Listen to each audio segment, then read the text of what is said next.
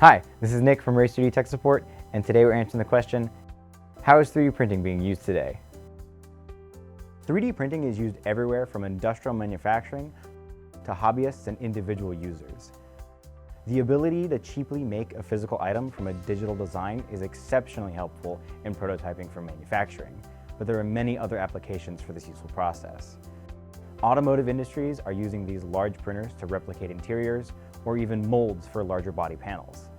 In education, teachers are given a tool to create models for demonstration, while students are able to create fully functioning engineering projects.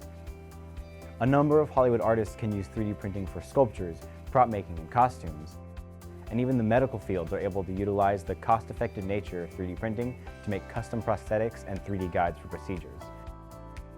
The potential for 3D printing is limitless. To find out what you can make, come visit us at our website.